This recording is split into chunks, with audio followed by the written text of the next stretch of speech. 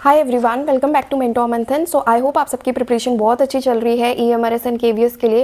And my name is Pooja and as the thumbnail reads I am going to explain आपने कौन कौन से 11th and 12th के topics cover करने हैं those who are preparing for TGT science. So yesterday मैंने एक post डाली थी, community post on YouTube, asking you कि whether you need this video और not. So majority of the people said कि yes, so here I am. So मैंने आपके जितने भी सिलेबस के टॉपिक्स हैं यहाँ पे नोट डाउन कर लिए हैं एंड द करस्पॉन्डिंग टॉपिक्स जो आपको 11th एंड 12th से कवर करने हैं। So starting first with cell.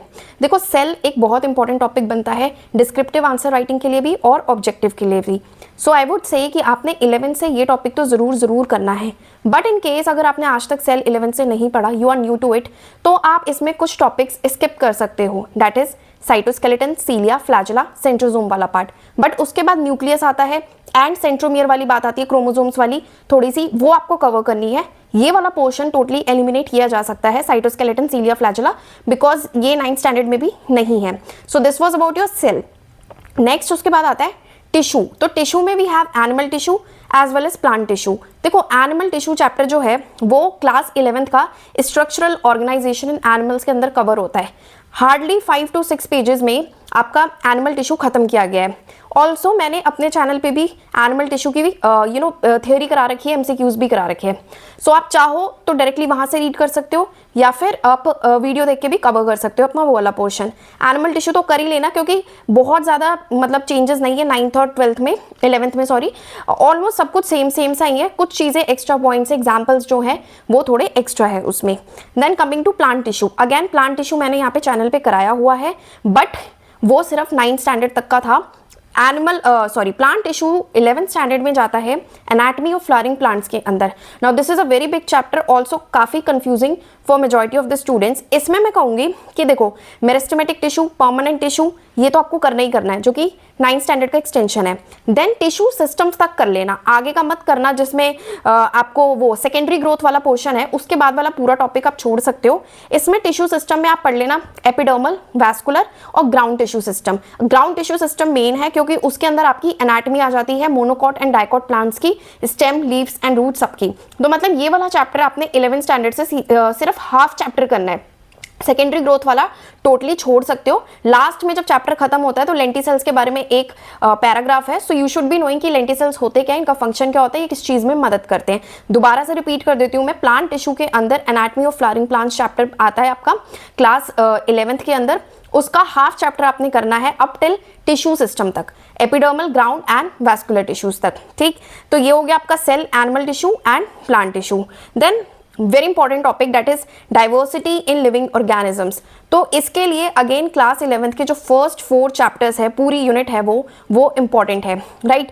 अब पहला चैप्टर जो है इसका वो है द लिविंग वर्ल्ड, जिसमें यूजुअली क्लासिफिकेशन को लेके बात की गई है और क्लासिफिकेशन पे क्वेश्चन आना लाजमी है कि ये आ सकता है। और प्लस ये बहुत छोटा सा चैप्टर है, अगर आप इसको रीड करने बैठोगे, प्रॉपर नोट्स है आपके पास, तो ये हार्डली आपको 30 to 45 मिनट्स में कवर हो जाएगा। तो इसको स्किप करना is not the right thing.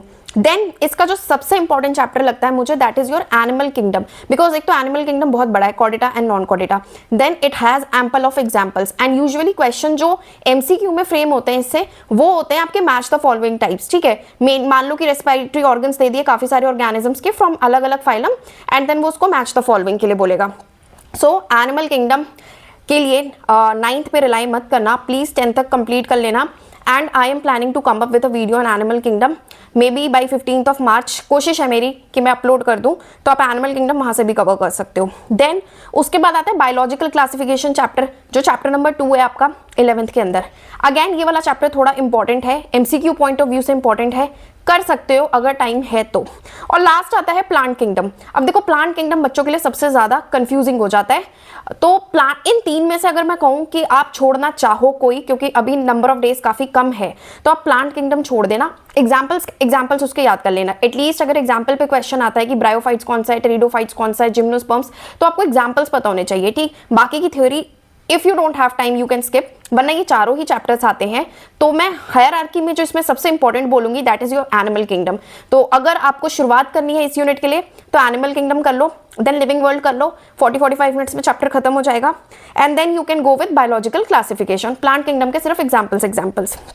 Then comes very important heredity and evolution. तो पहले बात करते हैं एवोल्यूशन की। देखो एवोल्यूशन जो है क्लास 10th के अंदर बहुत ही छोटा सा टॉपिक है, वहां से कुछ भी क्लैरिटी नहीं मिलती। एवोल्यूशन की recently on 7th of March I have uploaded a video and उस पर रिस्पॉन्स काफी अच्छा है। It has more than 1000 views in just 3 to 4 days। And मैंने कोशिश करी है कि उसमें जो भी आपका 12th के एवोल्यूशन के जितने टॉपिक्स हैं वो MCQ के साथ साथ एक्सप्लेन कर दिए, साइड में मैंने उसकी एक्सप्लेनेशन भी लिख दी है। So if you haven't watch that video, आप एवोल्यूशन वहां से कवर कर सकते हो। बहुत बड़ी वीडियो नहीं है, 48-50 मिनट्स की वीडियो है एंड आपका एवोल्यूशन अच्छे से क्लियर हो जाएगा। इनफैक्ट अगर उसमें आपको कोई कंसेप्ट क्लैरिटी नहीं होगी अभी तक तो वो भी हो सकता है। सो एवोल्यूशन इज इंपॉर्टेंट। पिछले जो 2023 में EMRS का पेपर हुआ है उसमें भी एवोल्यूशन पे क्वेश्चंस आए हैं जो कि 12th स्टैंडर्ड के थे। So yes, you have to cover evolution from class 12th। Then उसके बाद हेरिडिटी वाला पार्ट आता है। तो हेरिडिटी में हमारा आ जाता है principle of inheritance chapter, that is class 12 chapter number 5। ठीक, अब इसमें क्या क्या करना है, इसमें तुम्हें मेंडल्स तो पढ़ना ही है कि मेंडल के जो 3 लॉ थे वो पढ़ना है। फिर इनकम्प्लीट डोमिनेंस जो है डॉग फ्लावर वाला वो पढ़ना है, क्योंकि इनकम्प्लीट डोमिनेंस पे डायरेक्ट क्वेश्चन आ सकता है आपको डिस्क्रिप्टिव के लिए भी। देन उसके बाद को dominance that is ABO blood grouping वाला जो है वो पढ़ना है। देन प्लियोट्रॉपिक और पॉलीजेनिक इनहेरिटेंस क्या होती है, एग्जाम्पल है आपका, वो पढ़ना है। देन उसके बाद आता है क्रोमोसोमल थ्योरी। अब देखो ये क्वेश्चन आ सकता है क्रोमोसोमल थ्योरी का, लाइक 4 मार्क्स में, कि क्रोमोसोमल थ्योरी जो है उसके पोस्टुलेट्स क्या है वो पॉइंट्स एक्सप्लेन करो।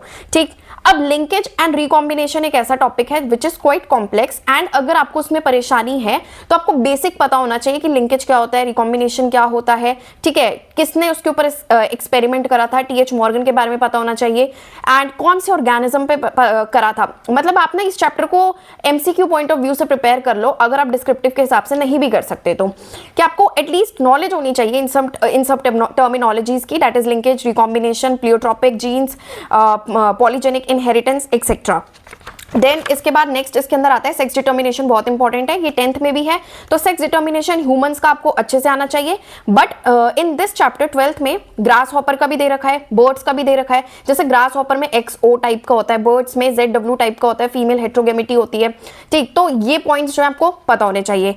नेक्स्ट म्यूटेशन पे बस एक पैराग्राफ है, पॉइंट म्यूटेशन वगैरह वो पढ़ लेना। पेडिग्री, अगर आपको क्वेश्चन सॉल्व करने में प्रॉब्लम होती है, और मुझे ऐसा लगता भी नहीं है कि वो आपके पेपर में TGT साइंस में पेडिग्री एनालिसिस का क्वेश्चन देंगे, तो आप पेडिग्री कंप्लीटली स्किप कर सकते हो। Then coming to Mendelian and chromosomal disorders, हाँ जी ये जरूर पता होने चाहिए, क्योंकि डाउन सिंड्रोम पे, टर्नर सिंड्रोम पे, इस पर तो कई बार क्वेश्चन आ जाता है कि ये डिसऑर्डर मेंडेलियन है या क्रोमोसोमल डिसऑर्डर्स है। अगेन मैं एक बार रिपीट कर देती हूँ, समराइज, जो आपका हेरिडिटी चैप्टर है उसके लिए मेंडल के तीनों लॉस कर लो, इनकम्प्लीट एंड कोडोमिनेंस क्या होता है वो पता होना चाहिए। देन प्लियोट्रॉपिक, पॉलीजेनिक इनहेरिटेंस क्या है ये पता होना चाहिए। क्रोमोसोमल थ्योरी किसने दी थी, सटन एंड बोवरी कब दी थी, उसके क्या पोस्टुलेट्स है। ये मोनोहाइब्रिड डाइहाइब्रिड क्रॉस पे तो बहुत अच्छी कमांड होनी चाहिए, अगर वो आपको कोई भी कैरेक्टर देके पूछ सकते हैं क्रॉस ड्रॉ करने के लिए तो वो आपको आना चाहिए। एंड देन लिंकेज रिकॉम्बिनेशन को आप स्किप कर सकते हो, just you have to know that कि अगर बहुत ज्यादा क्लोजली लिंक्ड जीन्स है तो उनमें रिकॉम्बिनेशन क्रॉसिंग ओवर कम होती है, या TH मॉर्गन का जो क्रॉस था उसको तो कंप्लीटली छोड़ देना। अगर इस टाइम पे मैं ये कहूंगी कि अगर आज से पहले नहीं करा है तो you can leave that completely. Sex determination बहुत ज्यादा इंपॉर्टेंट है। अब देखो सेक्स डिटर्मिनेशन ह्यूमन का आएगा तुम्हें लॉन्ग आंसर फॉर्मेट में लिखने के लिए, ठीक है, ये तुम्हें बर्ड्स का नहीं देंगे। बर्ड्स में ये सिर्फ वो पूछ सकते हैं MCQ फॉर्मेट में कि फीमेल हेट्रोगेमिटी किसमें देखी जाती है आउट ऑफ द 4 ऑप्शंस देके। तो ये एक छोटा सा पॉइंट है, म्यूटेशन कर लेना, पेडिग्री छोड़ देना, मेंडेलियन एंड क्रोमोसोमल डिसऑर्डर्स कर लेना। सो फिर भी मतलब ये हो जाता है कि 75 to 80% ऑफ द चैप्टर आपको करना है। लेकिन इसके बाद वाला जो चैप्टर है मॉलिक्यूलर बेसिस ऑफ इनहेरिटेंस, उसको छोड़ सकते हो, कंप्लीटली स्किप कर सकते हो। यहाँ पे सिर्फ आपने ये वाला चैप्टर पढ़ना है हेरिडिटी पोर्शन के लिए। So I hope it is clear. Then उसके बाद नेक्स्ट आता है हमारा रिप्रोडक्शन। सो नाउ रिप्रोडक्शन में अगेन हमारी पूरी 12th की फर्स्ट यूनिट रिप्रोडक्शन के ऊपर है।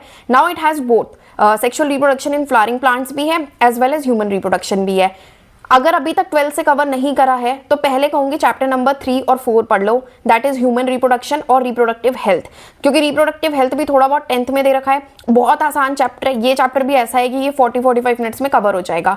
एंड ह्यूमन रिप्रोडक्शन तो देखो इंपॉर्टेंट है ही है, लॉन्ग आंसर फॉर्मेट के लिए भी। मेंस्ट्रुअल साइकिल के ऊपर क्वेश्चन आ सकता है, स्पर्मेटोजेनेसिस के ऊपर आ सकता है, oogenesis के ऊपर आ सकता है। एक ये ऐसा चैप्टर है, मुझे ह्यूमन रिप्रोडक्शन ऐसा लगता है जो लॉन्ग आंसर में आपका अप टू 12th लेवल वाला आ सकता है। तो यस, अगर रिप्रोडक्शन अभी तक नहीं करा है 12 से तो do chapter number 3 and 4 first. उसके बाद अगर तुम्हारे पास टाइम है तो sexual reproduction in flowering plants कर लेना, ये भी बहुत इंपॉर्टेंट है। इससे भी लॉन्ग आंसर क्वेश्चन जो है हम एक्सपेक्ट कर सकते हैं, but it is quite tricky, उसमें थोड़ी अंडरस्टैंडिंग चाहिए। ठीक, तो yes, this was all about your reproduction. Then coming to why do we fall ill. Why do we fall ill का जो भाई चैप्टर है, दैट इज कॉरस्पॉन्डिंग चैप्टर है आपके 12th स्टैंडर्ड से, that is human health and diseases वाला chapter है।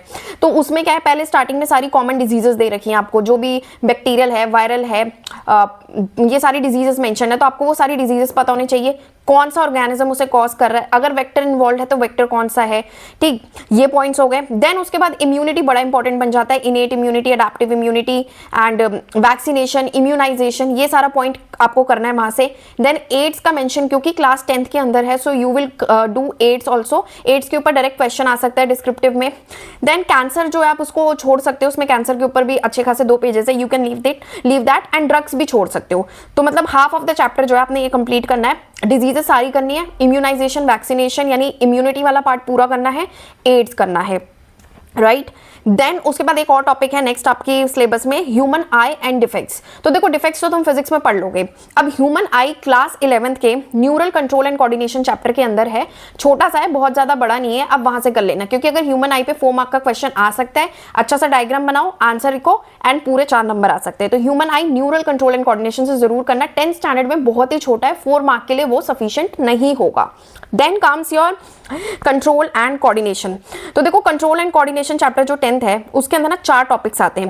पहला है endocrine glands, very very very important. Endocrine gland से तो मल्टीपल एमसीक्यूज क्वेश्चंस बनते हैं। Endocrine gland up till 11th standard मैंने चैनल के ऊपर कराया हुआ है 1 शॉट वीडियो के अंदर, और कोई भी वीडियो आपको 2-4 घंटे की नहीं मिलेगी, इट्स लाइक हार्डली 40-50 मिनट्स की वीडियो है। एंडोक्राइन सिस्टम पूरा कंप्लीट हो जाएगा आपका वहां से, ठीक।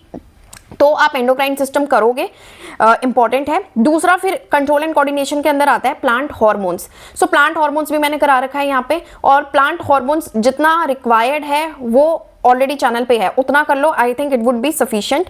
चाहो तो कर सकते हो अपना 11th स्टैंडर्ड से भी, बट जितना मैंने करा है वो ठीक है। फिर then coming to plant movements, plant movements भी करा रखा है। प्लांट मूवमेंट्स में कुछ ज्यादा आपको हाई फाई 11-12 का कुछ नहीं करना है, आप अपनी एनसीईआरटी से स्टिक रहोगे, दैट इज क्लास 10th, ठीक। इसके बाद आता है nervous system control and coordination में। तो नर्वस सिस्टम अगेन आप क्लास 11th के चैप्टर पे जाओगे, न्यूरल कंट्रोल एंड कोऑर्डिनेशन, ठीक। अब इसमें क्या क्या चीजें पढ़नी है, इसमें आपको सेंट्रल नर्वस सिस्टम पूरा पढ़ना है, पेरिफेरल नर्वस सिस्टम जो है, जो भी नर्व फाइबर्स होती हैं उसके बारे में पढ़ना है। नाउ सेंट्रल नर्वस सिस्टम में आपको fore brain, mid brain, hind brain आएगा, ठीक है। इसकी जो पूरी एनाटॉमी है वो अच्छे से कवर करनी है।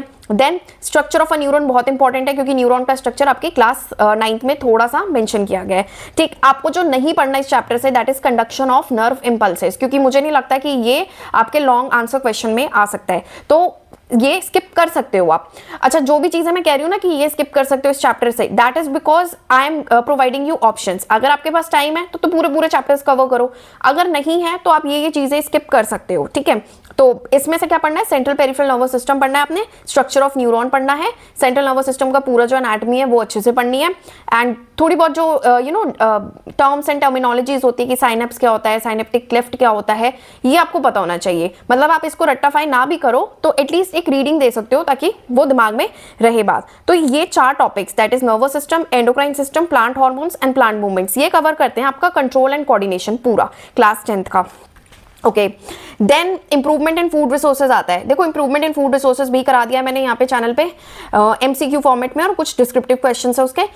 क्लास 9th वाला बहुत अच्छे से कर लेना। अब जो क्लास आई थिंक 12th में है, strategies for enhancement in food production करके एक चैप्टर है, इसमें क्या करना है तुमने, बहुत ज्यादा डीप नहीं घुसना। एक तो एग्जांपल्स याद कर लेना जितने भी इसमें एग्जांपल्स है, क्योंकि एग्जांपल से क्वेश्चन बनता है। दूसरा, इस चैप्टर के लिए ना तुम्हें टर्मिनोलॉजीज पता होनी चाहिए, ये पता होना चाहिए कि क्रॉस ब्रीडिंग क्या होती है, इनब्रीडिंग क्या होती है, इंटरस्पेसिफिक हाइब्रिडाइजेशन क्या होता है, बायोफोर्टिफिकेशन क्या होता है, सोमैटिक हाइब्रिडाइजेशन क्या होती है। जैसे अगर एक क्वेश्चन आ जाता है कि पोमैटो जो है वो कौन सी टेक्निक से बनाया गया है, माइक्रो प्रोपगेशन, टिश्यू कल्चर, ठीक, या फिर दिस सोमैटिक हाइब्रिडाइजेशन, तो आपको पता होना चाहिए। इसमें ज्यादा डीप घुसने की जरूरत नहीं है, बस सारी टर्मिनोलॉजीज एक जगह लिख लो पेपर पे और उनको याद कर लो और उनके एग्जांपल कर लो। बहुत ज्यादा टाइम इन्वेस्ट करने की इस चैप्टर में जरूरत नहीं है, बस अपना 9 तक कंप्लीट करो। देन 10th में आपका 10th में हाँ एक चैप्टर है अवर एनवायरनमेंट करके, और नेचुरल रिसोर्सेज भी एक चैप्टर है, I think that is in your class 9। ठीक, तो देखो इसके लिए अवर एनवायरमेंट एंड नेचुरल रिसोर्सेज, ये दोनों ही चैप्टर्स आपके कवर हो जाते हैं इकोलॉजी यूनिट जो क्लास 12th के अंदर है।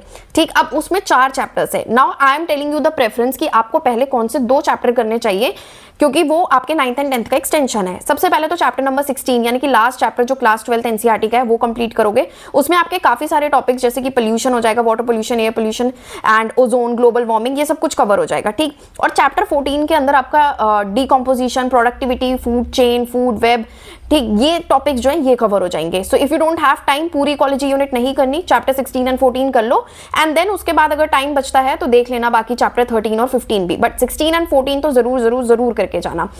एंड लास्ट उसके बाद जो सिलेबस में आपका सबसे बड़ा chapter that is life processes. अब देखो लाइफ प्रोसेसेस में कहीं पे भी ना डाइजेशन मेंशन नहीं करा है, हालांकि मैंने चैनल पे पूरा करा दिया है अप टिल 11th स्टैंडर्ड।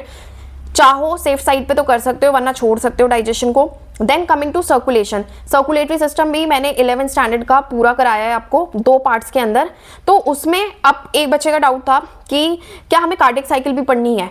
देखो कार्डियक साइकिल मुझे नहीं लगता कि टीजीटी साइंस में बोलेगा कि आप कार्डियक साइकिल ड्रॉ करो और एक्सप्लेन करो, डिस्क्रिप्टिव में नहीं आ सकता, लेकिन किस चीज में पूछा जा सकता है, एमसीक्यू में क्वेश्चन जरूर बन सकता है। इनफैक्ट जितने भी आपको 11th एंड 12th के टॉपिक्स है ना, डिस्क्रिप्टिव में मान के चलो कि शायद ही उनमें से कुछ आए, मेजरली जो आ सकता है वो आपके एमसीक्यू पोर्शन में आएगा। ठीक, तो सर्कुलेशन के लिए you will do structure of heart जो है पूरा 4 चेंबर्स, जो भी उसके बीच में वॉल्स प्रेजेंट है, आर्टरीज वगैरह सब पढ़नी है आपने। देन डबल सर्कुलेशन पता होना चाहिए, पल्मोनरी और सिस्टमिक सर्कुलेशन। अब देखो चाहे ये 10th स्टैंडर्ड का ही है, लेकिन अगर आप इसको रिप्रेजेंट करोगे आंसर पल्मोनरी सिस्टमिक सर्कुलेशन जैसे मैंने आपको कराया है थ्योरी वीडियो में, तो ऑब्वियसली आपको उस बच्चे से ज्यादा अच्छे मार्क्स मिल सकते हैं जो एक 10th लेवल का आंसर करेगा इसमें। देन आपको डिफरेंस पता होना चाहिए आर्टरीज, वेन्स और कैपिलरीज, ब्लड प्रेशर मशीन किससे मेजर करी जाती है, सिस्टोलिक डायस्टोलिक प्रेशर क्या होता है, ये कार्डियक साइकिल जैसी चीज आपको मतलब आपको पता होनी चाहिए कि होता क्या है, उसमें कौन कौन से 3 फेजेस होते हैं, ड्यूरेशन क्या होता है, स्ट्रोक वॉल्यूम क्या होता है,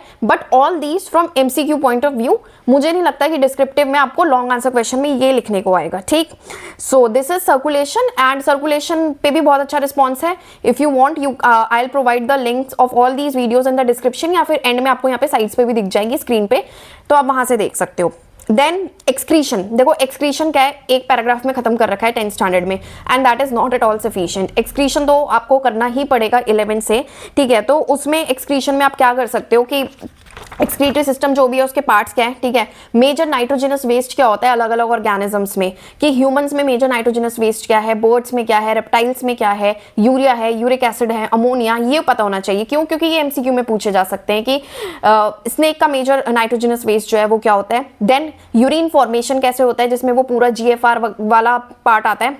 देन फंक्शंस ऑफ ट्यूब्यूल्स, ये पीसीटी, डीसीटी, इनके फंक्शंस क्या होते हैं। काउंटर करंट मैकेनिज्म आप छोड़ सकते हो, that is concentration of urine, urine को ज्यादा 4 टाइम्स कॉन्सेंट्रेट बनाने के लिए जो मैकेनिज्म होता है that is counter current mechanism. ठीक, आप वो वाला पोर्शन लीव कर सकते हो। बाकी ये मतलब major nitrogenous waste and excretory system की पूरी एनाटमी, देन फंक्शंस क्या होते हैं ट्यूब्यूल्स के, एंड यूरिन फॉर्मेशन क्या होता है वो आपको पता होना चाहिए, right. So this was your excretion. Then comes respiration. Now respiration जो है इसमें जो क्लास 10th में है उसमें थोड़ा सा पार्ट ब्रीथिंग का भी है और थोड़ा सा पार्ट रेस्पिरेशन का भी है। अगेन मैंने रेस्पिरेशन जितना मुझे ऐसे लगता है कि आपसे पूछा जा सकता है वो चैनल पे कराया हुआ है, जिसमें आपका एरोबिक एनारोबिक रेस्पिरेशन भी है प्लस ब्रीथिंग भी है। So you may go and watch that video, उतना सफिशिएंट होना चाहिए। अगर आपने अभी तक नहीं पढ़ा है तो ज़्यादा टाइम भी नहीं है, क्योंकि ये जो 2 चैप्टर्स है ना, रेस्पिरेशन इन प्लांट्स करके है एक 11th में और दूसरा breathing and exchange of gases, these are huge chapters. बहुत कंसेप्चुअल क्वेश्चंस बनते हैं इनसे, इन डेप्थ अंडरस्टैंडिंग चाहिए इसकी।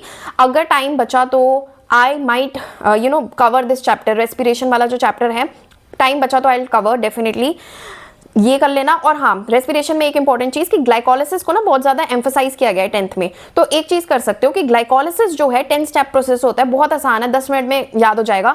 ग्लाइकोलिसिस कवर कर लेना, बाकी जो वीडियो में कराया उतना कंप्लीट कर लो, 10th वाला कर लो, मोर देन इनफ। अगर आप डायरेक्टली 11th की एनसीईआरटी खोलोगे और ये चैप्टर्स करने जाओगे तो it will take a long time, मतलब पूरा एक दिन एक चैप्टर लेके जाएगा अगर आपने पहले से नहीं कर रखा है and you are not from bio site.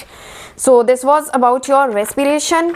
Then then आता है न्यूट्रिशन, मोड्स ऑफ न्यूट्रिशन। तो ये तो अपना 10th वाला ही कर लेना, कुछ खास करने की जरूरत नहीं है।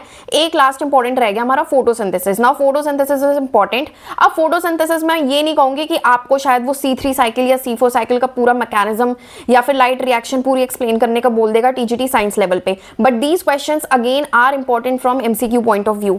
तो आपने जो 11th है NCERT उसमें से लाइट रिएक्शन, डार्क रिएक्शन आपको पता होनी चाहिए, किसके क्या प्रोडक्ट्स होते हैं, ठीक है। PS1 PS2 क्या होता है, फोटो सिस्टम्स क्या होता है, Z स्कीम के बारे में पता होना चाहिए। मतलब फोटोसिंथेसिस चैप्टर भी अपना 11 से कवर करो, लेकिन MCQ पॉइंट ऑफ व्यू से कवर कर लो जितना रिक्वायर्ड है। फोटो रेस्पिरेशन पूछ सकता है, कौन कौन से ऑर्गेनल्स इन्वॉल्व है इसमें। तो यस, इंपॉर्टेंट तो है ये chapter, but again from MCQ point of view, descriptive नहीं। समराइज करने के लिए अगर मैं बोलूं कि अगर आपने अभी तक 11th 12th हाथ भी नहीं लगाई है तो जितना मैंने बोला है वो कर लो, बाकी और किसी चैप्टर को छूने की जरूरत नहीं है। जैसे कि मॉलिक्यूलर बेसिस ऑफ इनहेरिटेंस किसी काम का नहीं है, बायोटेक किसी काम की नहीं है, एंड जो ये वाले चैप्टर्स अगर आप शुरू करने जा रहे हो 11th 12th के, तो उनको डिस्क्रिप्टिव के लिए प्रैक्टिस मत करना, MCQs के लिए कर लेना, ताकि उन 40 क्वेश्चंस में से तुम्हारे क्वेश्चंस जो है वो निकल जाए। इसके अलावा एक चीज और, हाँ, माइटोसिस एंड मियोसिस आपका मेंशन किया गया है क्लास 9th में, है ना, सेल में। तो आपने माइटोसिस एंड मियोसिस के लिए वो सेल साइकिल वाला जो चैप्टर है उस पर जाना है। अगेन उसमें हो सकता है कि वो पूरा माइटोसिस एक्सप्लेन करने के लिए बोल दे, मियोसिस करने के लिए बोल दे ना। अगर आप 4 मार्क्स के लिए माइटोसिस और मियोसिस एक्सप्लेन करोगे तो 9th वाला सफिशिएंट नहीं है। तो यस, माइटोसिस एंड मियोसिस एक ऐसा टॉपिक है जिसको अच्छे से कर लेना फेज वाइज, ताकि तुम पूरा माइटोसिस, उसमें मेटाफेज, एनाफेज, जितने भी फेजेस होते हैं, प्रोफेज, उसके अंदर 3-3 4-4 पॉइंट्स लिख के जो इंपॉर्टेंट पॉइंट्स है और डायग्राम जरूर ड्रॉ कर लेना, उसकी प्रैक्टिस कर लेना, वो इंपॉर्टेंट है, उसको तो अच्छे से कर लेना 11th स्टैंडर्ड से। So yes, this was my suggestion. मुझे ऐसा लगता है कि अगर आप इतना कर लोगे तो बायो में तो कोई नहीं रोक सकता आपको, बहुत अच्छा पेपर होगा आपका बायो का। And yes, apart from this मैं यहाँ पे लिंक प्रोवाइड कर दूंगी जो भी टॉपिक्स हमने इस चैनल पे कंप्लीट कर लिए हैं, और स्टार्टिंग में आपको या तो थ्योरी मिलेगी या MCQ मिलेगी इन वीडियोस में, but at the end you will find descriptive के क्वेश्चंस भी। And very soon, maybe with in 2 or 3 days I will come up with a PGT biology mock test, जिसके अंदर आपको 40 MCQs मिलेंगे and proper 15 descriptive के questions that can be asked. और वो mock test PGT biology के ही नहीं बल्कि TGT साइंस वाले स्टूडेंट्स भी अटेम्प्ट कर सकते हैं जिन्होंने 11th एंड 12th से प्रिपेयर करा है। सो यस, आई थिंक कि अब आपके डाउट्स क्लियर हो जाने चाहिए। अगर इसके अलावा कोई डाउट हो तो प्लीज कमेंट सेक्शन में डाल देना, and I will see you in the next video very soon. Thank you so much.